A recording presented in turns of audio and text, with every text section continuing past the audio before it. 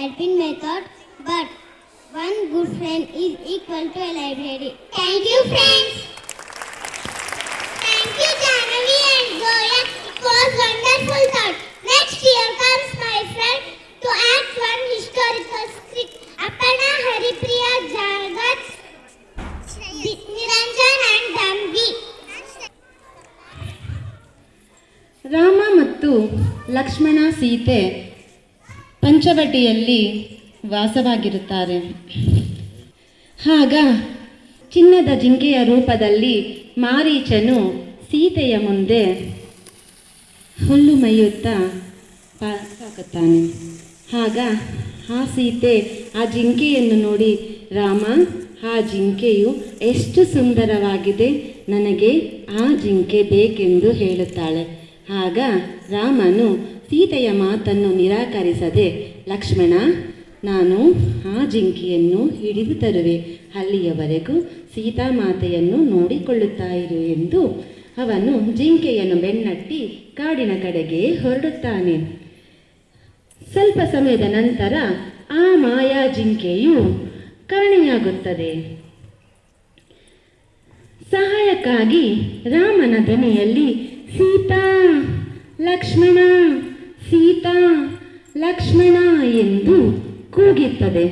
ಆಗ ಸೀತೆಯು ಲಕ್ಷ್ಮಣನಿಗೆ, ನಿಮ್ಮ ಅಣ್ಣನವರು ಏನು ಆಪತ್ತಲ್ಲಿದ್ದಾರೆ, ಆದ್ದರಿಂದ ನೀವು ಅವರನ್ನು ಕಾಪಾಡಲು ಹೋಗು ಎಂದು ಹೇಳುತ್ತಾಳೆ.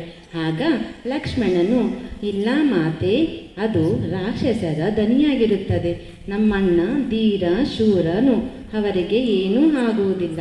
ಆದರೆ ಸೀತಾಮಾತೆಯು ಅದ ಮಾತನ್ನು ಕೇಳದೆ, ಇಲ್ಲ, ನೀವು ಹೋಗಿ ಅವರನ್ನು ರಕ್ಷಿಸಲೇಬೇಕು ಎಂದು ಹೇಳುತ್ತಾಳೆ.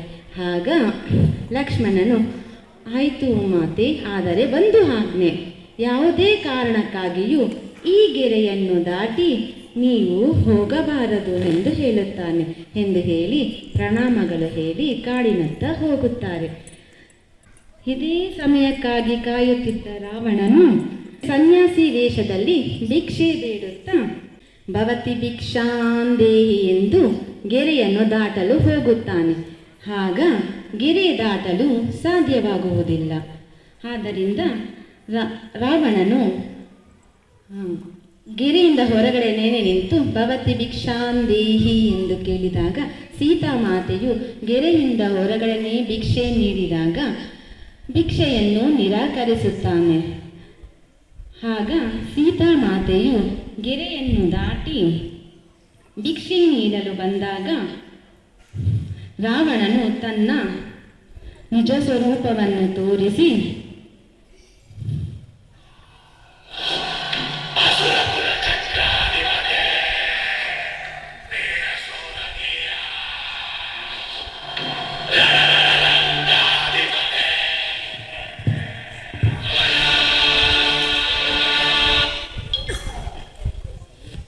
ಆಗ ಸೀತೆಯನ್ನು ಲಂಕೆಯ ಕಡೆಗೆ ಕರೆದೊಯ್ಯುವಾಗ ಜಟಾಯುವು ಸೀತೆಯನ್ನು ರಕ್ಷಿಸಲು ಹೋದಾಗ ರಾವಣನು ಜಟಾಯುವಿಗೆ ಗಾಯಗೊಳಿಸಿ ಸೀತೆಯನ್ನು ಲಂಕೆಯ ಕಡೆಗೆ ಕರೆದೊಯ್ಯುತ್ತಾನೆ.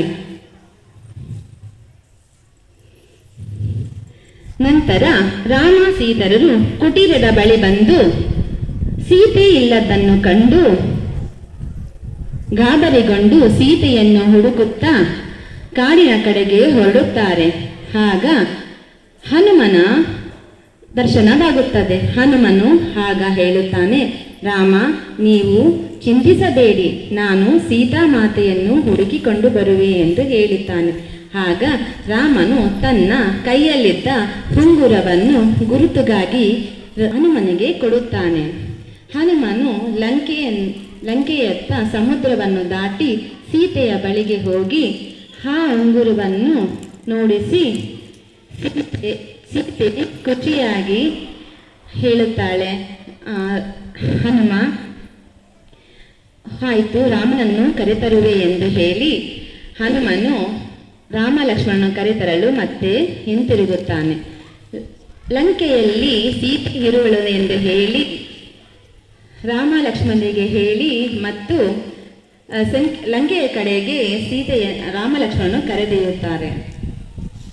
ನಂತರ ರಾಮನು ರಾವಣನ ಜೊತೆ ಯುದ್ಧ ಮಾಡಿ ರಾವಣನ ಸಂಹಾರವನ್ನು ಮಾಡಿ ಸೀತೆಯನ್ನು ಕಾಡಿನ ಕಡೆಗೆ ಕರೆದೊಯ್ಯುತ್ತಾರೆ. ಇಲ್ಲಿಗೆ ರಾವಣನ ಸಂಹಾರ ಮತ್ತು ಸೀತೆಯ ರಾಮನ ಪಾಡಿಗೆ ಸೇರುತ್ತಾರೆ.